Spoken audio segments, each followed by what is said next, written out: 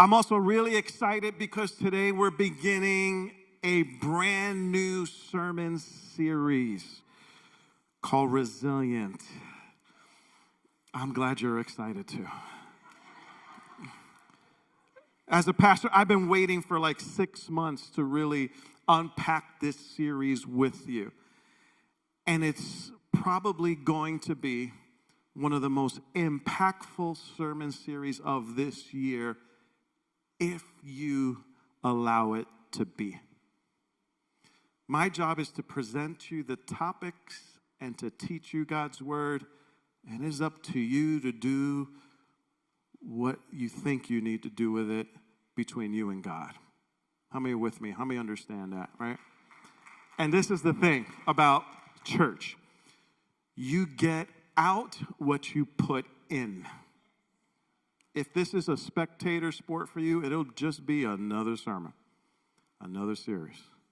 But if you invest into your soul and into your life, trust me when I tell you this, you will be changed and transformed.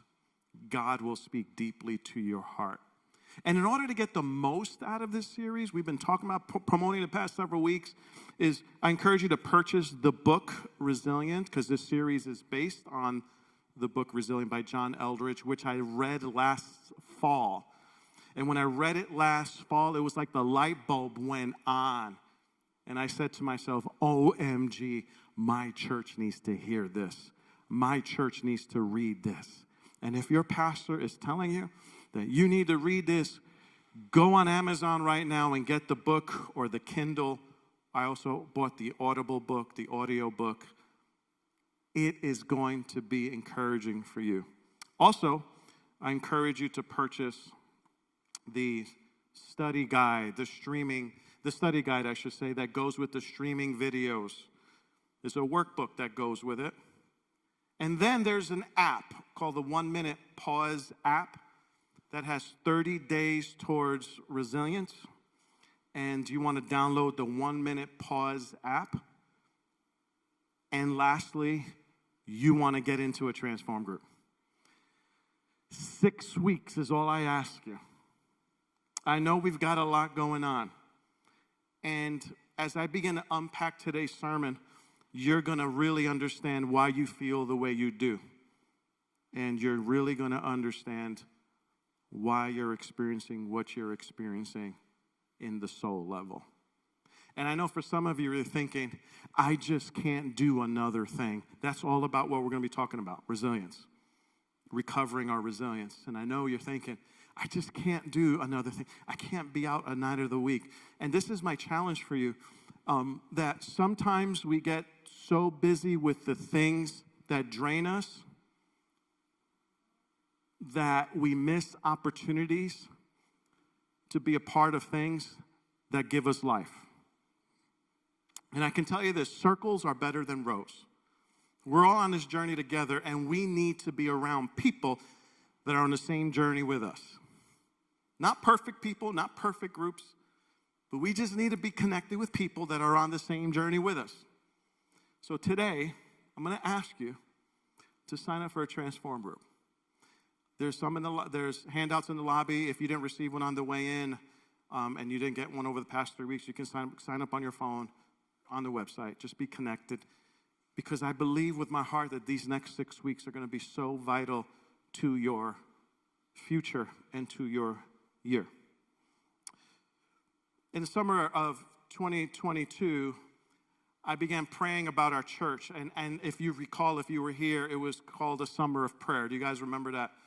If you were here at that time, a summer of prayer. I was just praying for our church. I was praying for future direction. I was discouraged to a point because I just thought that normalcy would just happen to us as a church. And this sermon series, I just want to kind of tell you today that I'm not going to go back and relive the past few years. But I do want to touch on some of the things we felt over the past few years to help us move forward, because sometimes in order to move forward, we have to go backwards. And I remember last summer, I was kind of discouraged. I'm like, Lord, where are we? Like, I was kind of in uncertain about the future. And like, Lord, where are we going as a church? And I remember when the Lord dropped Nehemiah into my heart, and he said, it's time to rebuild. And I said, what? Right? I said, what do you mean rebuild? Like rebuild? What do you mean rebuild? I already rebuilt. And in 2020, when we returned from 2020, is like we went back 10 years. Literally, we lost a decade as a church. And when the Lord spoke to me in 2020, I just thought we'll bounce back and, we'll come. And then when God spoke to me in 2022 to rebuild, I finally received some clarity, but I also became anxious. And I didn't want to hear the word rebuild. First of all, because we spent 10 years rebuilding or 12 years rebuilding a church, but there's a deeper reason why I didn't want to hear the word rebuild, and that's because rebuilding required a lot more work and a lot more energy than I had at the moment. See, in the summer of last year, when I heard the word rebuild, I can tell you that I wasn't excited for it because I was tired. I was depleted. I was exhausted. Now, in 2016, I went through burnout, and I knew the signs of burnout, and what I was experiencing was not burnout. I wasn't just burnt out. I actually was living a great life. I had great rhythms. I had a Sabbath. I had days off. I had lots of margin in my life. But why couldn't I shake this feeling of depletion? Why is it that when I thought of doing something more than I was doing, it brought feelings of anxiety and exhaustion to my soul?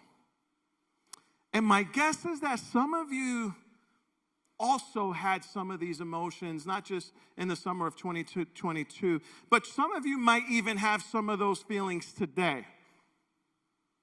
Like, let me ask you this question. Like, what if I were to tell you that another pandemic was coming? How would you respond?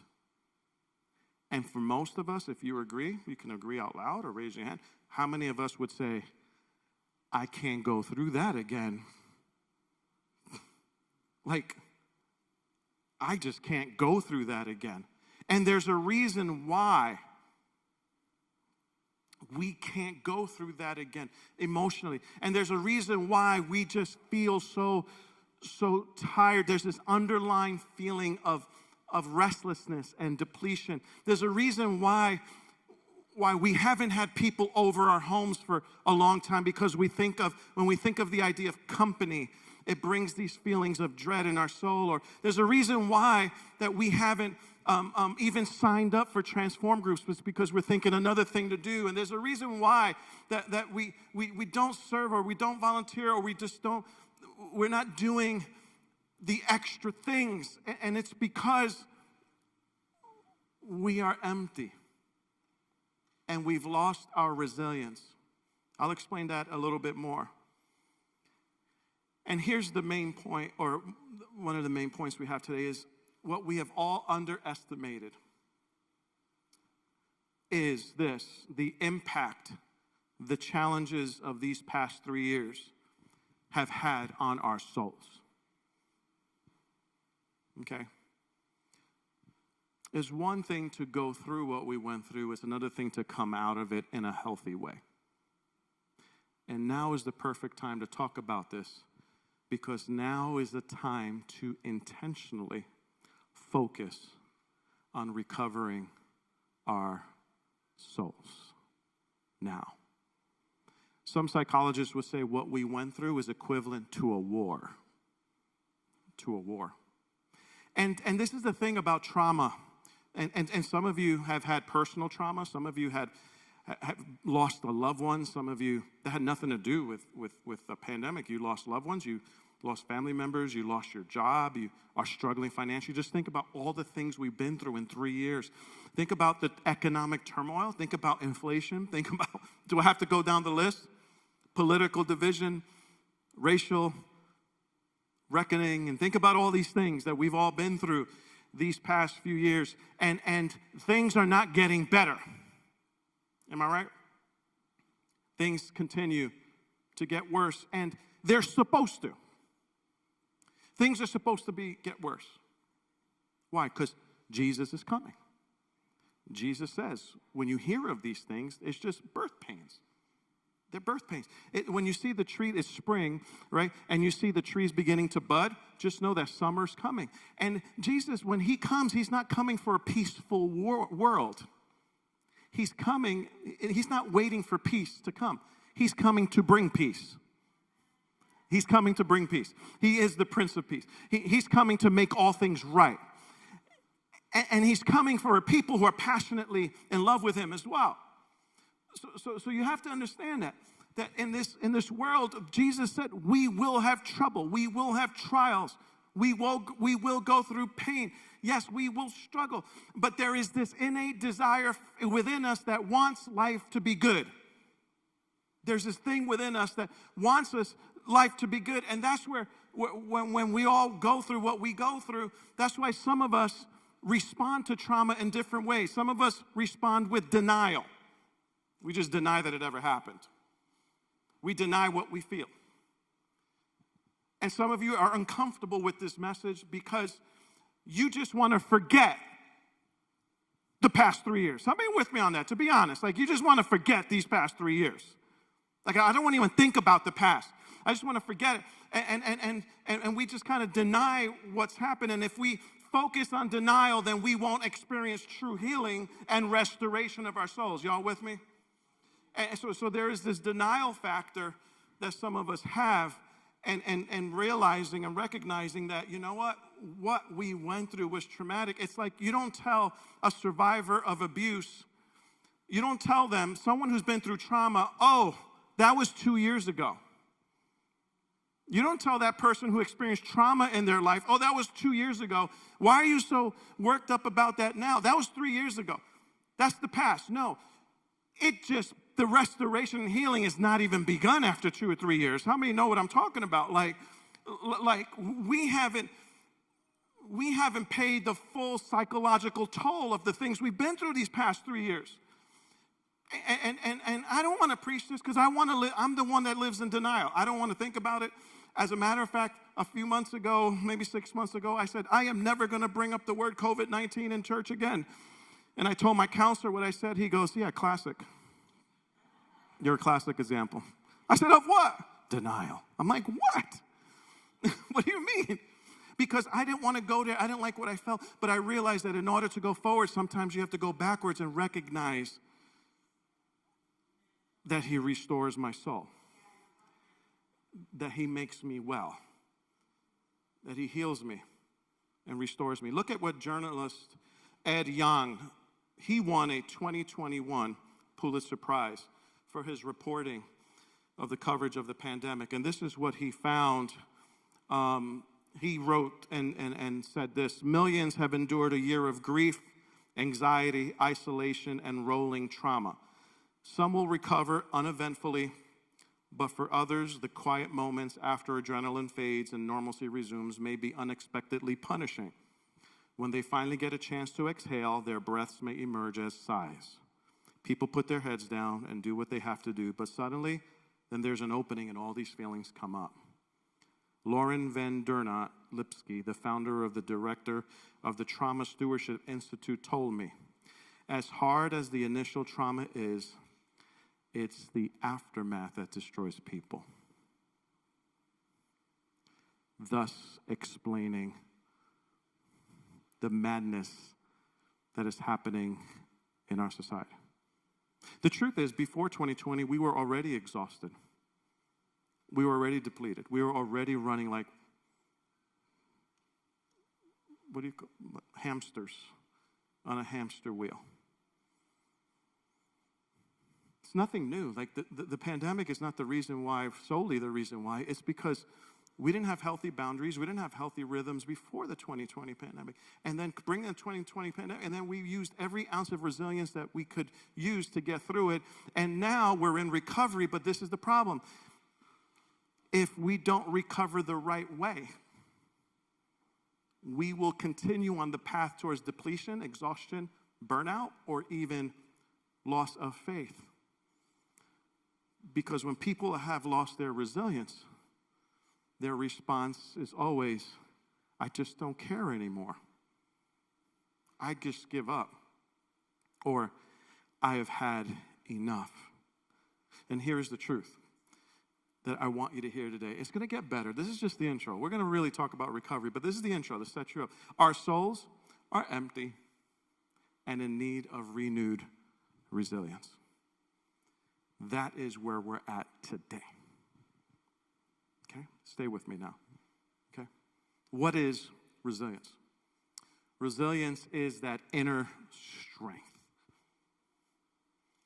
to endure and push through hardship, physical, emotional, mental toughness, spiritual grit.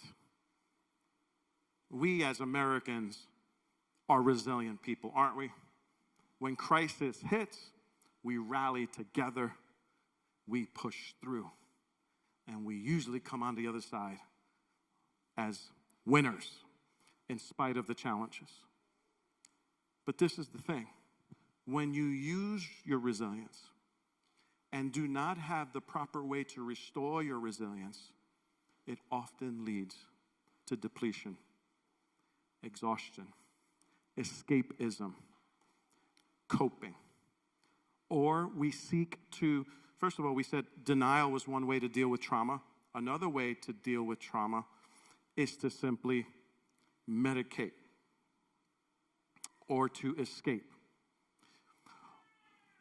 Why do you think so many people are moving?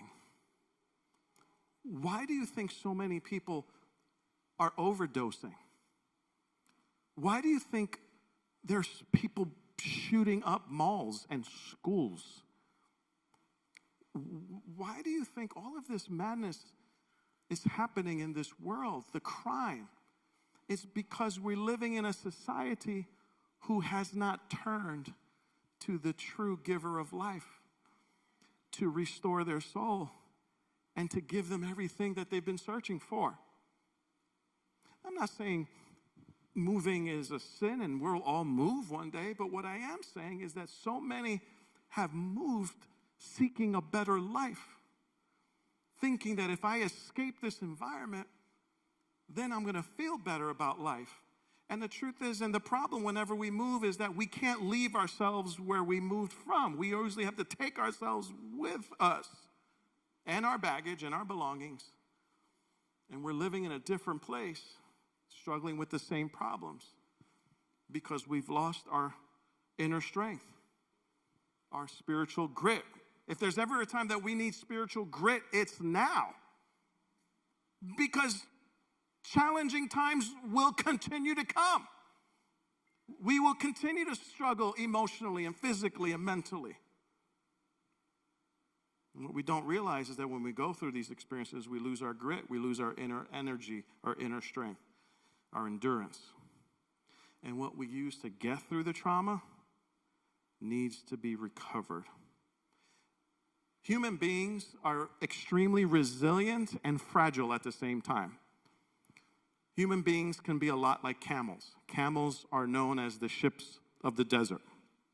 And camels can take thousands of paces and not show any signs of exhaustion. Unlike horses, horses show signs of exhaustion. But camels, they will keep going and going and going until one day they just drop dead and crash. So many of us, a lot of us, are like camels. We keep going and going and going. And unless we are intentional and take note about what's happening in our souls, we will end up crashing. Because everything about this hour that we're living in is pushing our souls to the brink of crashing. And some are nearly there. Are y'all with me so far? Some are nearly there. I think we all can agree that resilience is what we need in this hour. That inner strength, that ability that comes from God to help us get through the trials and the struggles and the challenges of this hour. Because we are living in an incredible hour in human history. We're living in a time where Jesus can come at any moment because prophecies are being fulfilled. But I want us to really talk about the topic of resilience and how can we recover our resilience. And John Eldredge in his book really gives the first couple chapters are introductory, and we'll talk more in our small groups about them, our transform groups. But I want to talk about a story that John Eldredge doesn't talk about a man who lost his resilience and had to recover it. And his name is Elijah. Elijah was an incredible man of God. During a drought and famine in 1 Kings 17, God supernaturally met Elijah and sent him ravens to feed him and a brook for water. So think about it. He's living in an incredible time in human history. He's living in a time where there's famine, where there's a drought. He's living in this particular time period of trial and trauma, and there God meets him. God sends him ravens and feeds him and supernaturally provides for him. Then the brook dries up, and then Elijah goes to a widow's home, and there is more trauma. There's more tragedy. There's a drought. There's no food, and Elijah finds a widow and her son, and there's no food, and eventually the woman's son dies. Tragedy, but Elijah prays over him, and the child comes to life again. Then in 1 Kings 18, Elijah stood as a man trusting God in the midst of opposition. He challenged King Ahab and the 400 prophets of Baal. He challenged them. He said, you guys build an altar, I will build an altar, and we'll see whose God responds with fire. And the prophets of Baal begin cutting themselves, calling on their God. Elijah makes fun of them, says, maybe he's sleeping. Maybe he's busy. And then Elijah calls down fire from heaven. And the fire consumes the offering as well as the water he poured on it, because he was bold. He's like, just throw some water on there too. And then after that, he kills the prophets, 400 prophets. And then we read towards the end of that chapter in 18 that he ran with energy. He ran so far, so fast, that he ran with energy beyond human capability. Okay. Incredible man of God. But then something happens to Elijah's soul. He goes through the trials. He goes through the traumas. He goes through the pain. He goes through the battles. And my guess is a lot of you have been facing some battles. You've been facing some struggles. You've been facing some pain. You've been facing some hard things. Like Elijah, you've seen miracles, right? You've seen God respond in miracles. You've seen God meet you supernaturally. But now, you've given so much. And then we read in chapter 19, verse 1, and now Ahab told Jezebel everything that Elijah had done and how he killed the prophets with the sword. So Jezebel sent a messenger to Elijah. He sent him an email, a text message. He said, may the gods deal with me, be it ever so severely, if by this time tomorrow I do not make your life like one of them. So this man defeated 400 prophets. He called down fire from heaven. He was a bold man of faith. He prayed for miracles. God supernaturally met him. He receives one message from Jezebel, and he's broken.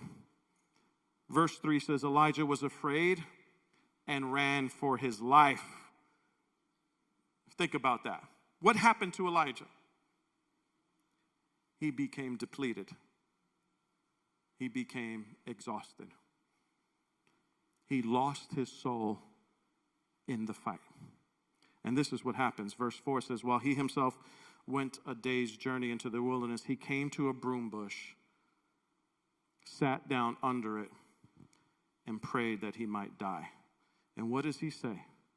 I have had enough. I can't do this anymore. I've had enough of the politics. I've had enough of the economic, financial challenges. I've had enough of this traffic. I've had enough of this job. I have had enough.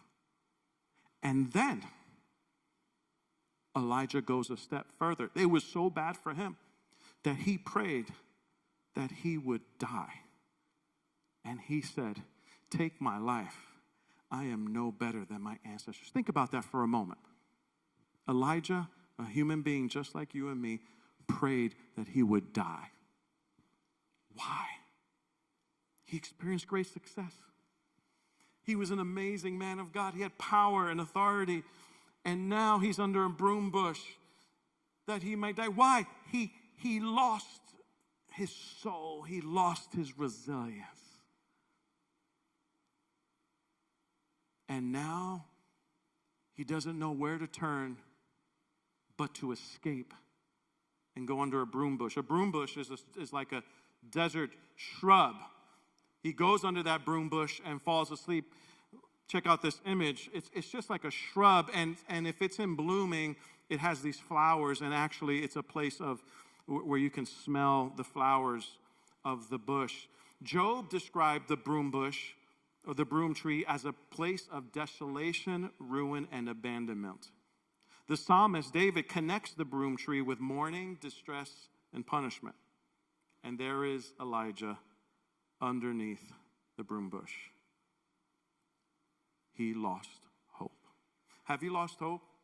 Have you lost hope about a better tomorrow? Have you lost hope about your life, your future? Have you lost hope about what God has for you? Are you struggling? Maybe you're some of the few that are just lost hope for life, for the future, for what God has for you.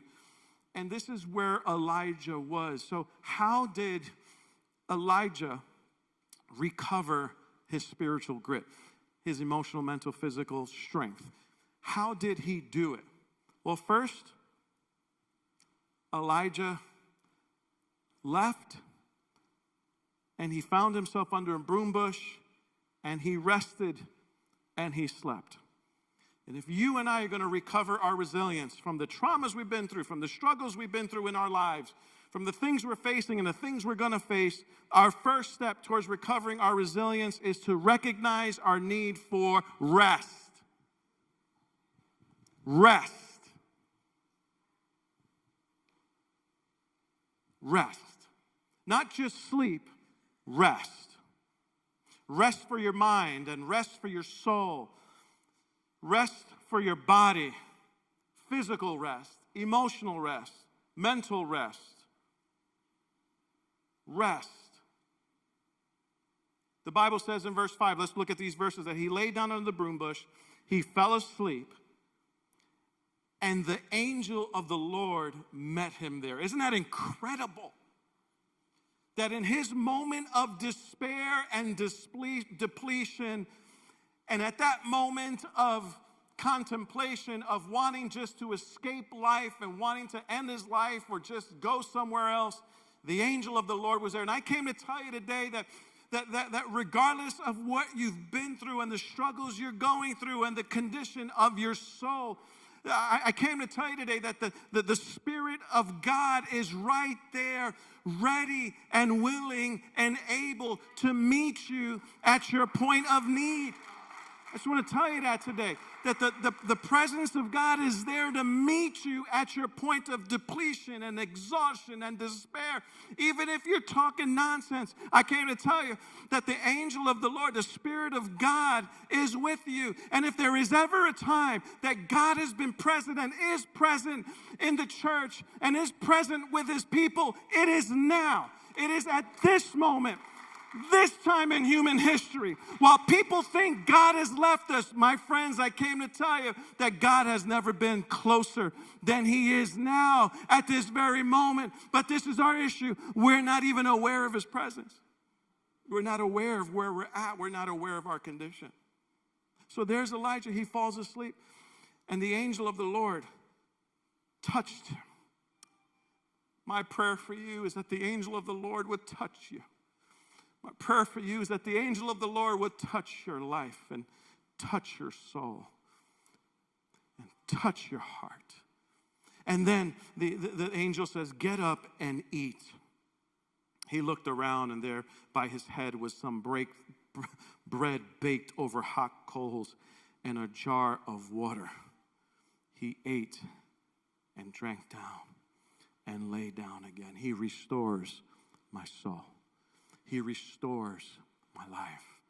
And there is the angel of the Lord ministering to Elijah. And I just want to tell you today that if you are drained and depleted and just, you may not even recognize your need for rest. I just want to tell you that if you just push the pause button for a moment and allow yourself to feel, you may just feel like Elijah felt, like I can't keep doing this.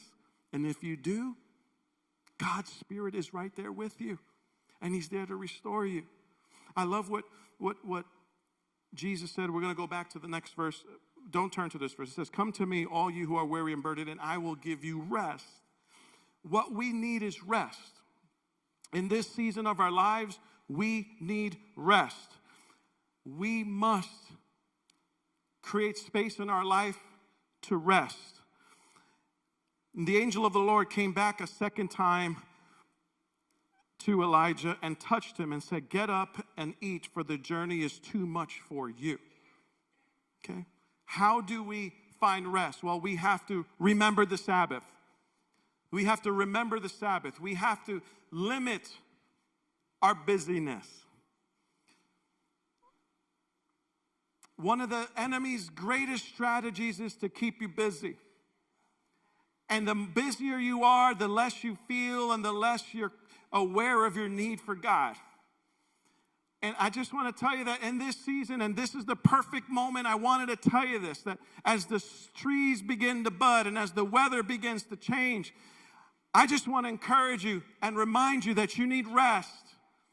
Rest in your mind, rest in your body, rest in your emotions, rest for your soul, because you've been fighting, you've been pushing, you've been praying, you've been killing some prophets of Baal, you've been attacking and coming against the work of the enemy, and you've been facing the opposition of the media and the challenges of our culture. And God is saying at this moment in this season, I want to give you rest. Rest for your soul. How do we do that? We got to remember the Sabbath. We have to take that day, and we got to take some time to rest.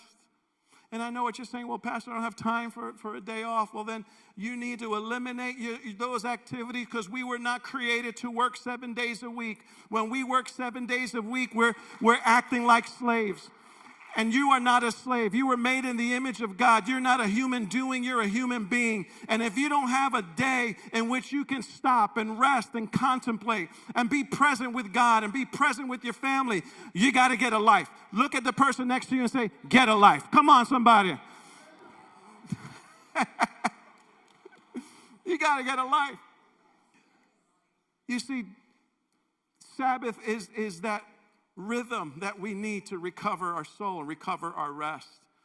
We need a rest. We need to recover the Sabbath. I'm out of time, but I'm going to keep going. The second step towards recovering our resilience is to turn to God for strength. We need strength. We need rest, and then we need renewed strength. How do we renew our strength? Those who wait upon the Lord shall renew their strength. They shall mount up with wings like eagles. They shall run and not grow weary. They shall walk and not faint. But you need to wait. You also need to steward your energy by prioritizing your time. You can't do everything. You can't go through these spring. You know why people say the summer went so fast? It's because they were going fast. But in this season, God is saying to you, slow down. Create some space and margin in your life where you can recover your resilience, where I can restore your soul. You need to slow down. You need to prioritize your time. You can't do everything. Some of you, when it comes to your kids' sports, can I speak to that for a moment? You can send me emails, that's fine, I don't care, but let me tell you, if you don't have time for God because you bring your kids to sports and you're running around town, you don't have time for a small group and you don't have time for a church service and you just go, I'll catch it online on the run, let me tell you something. You have to reprioritize your time around God and His purposes for your life.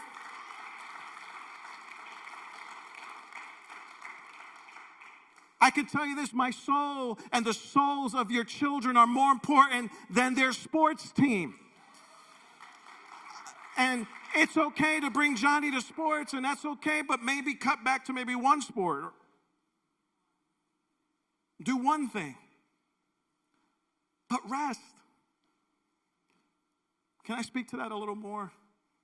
When I raised my boys, sports on Sundays was not an option. They can play after church, but they were not playing during church. Because as for me and my house, we will serve the Lord, and we will attend the house of God, and we will serve the Lord, and this is how we lived our life. It's not our life and we squeeze God in. No, it's God and His purposes and His plan. And I need church. I need to be in the house of God. I need the presence of God in my life. My boys need the presence of God. These children need to sit under the preaching of God's word. Listen, raise your kids and train them in the way they should grow. And when they grow older, they will not depart from it. All right, I'll keep going. Steward your energy. Focus on what's important. Say no to the things you need to say no to. Realize this is a season of rest. And thirdly, our most important step towards recovery, and I'll end with this, is to return to the presence of God from all other places we've been chasing life. See, what happens during trauma is that something within us wants life to be good again. So we deny, or another thing we do is we deny that those things have happened, or we seek to find life in other places. And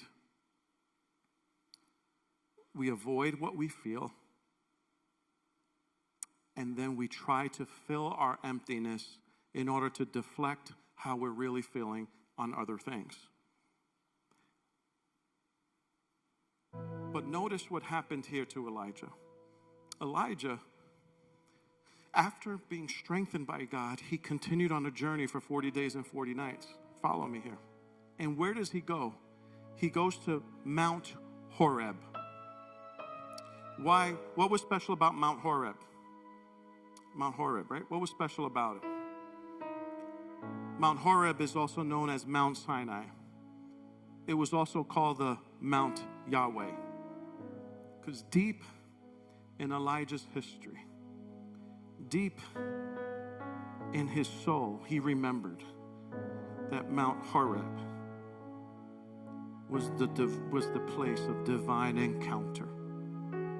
It was the place where Moses met with God.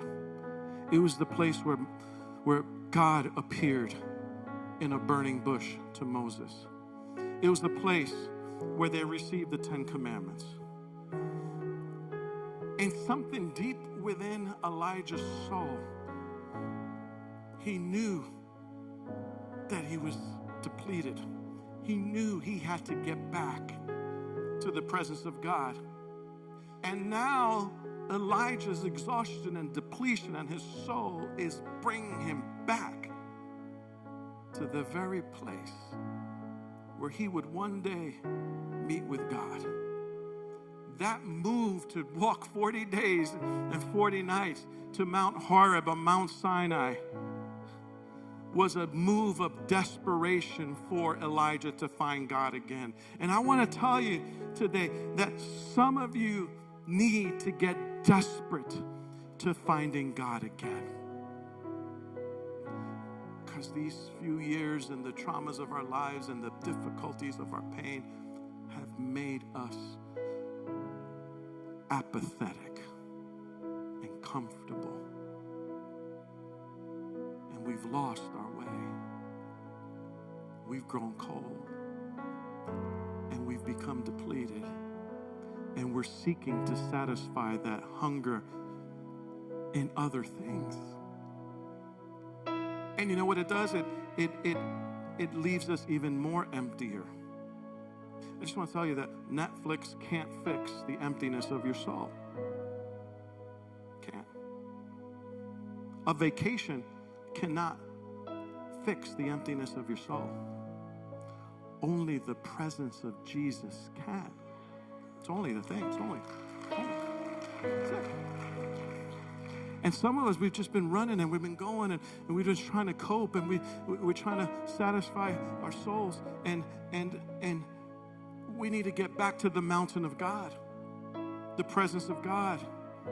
We need to get back into the presence of God. And Elijah ends up, if you don't know the story, he ends up in the cave. And the Lord appeared to him in the cave, but it wasn't in the earthquake, and it wasn't in the wind.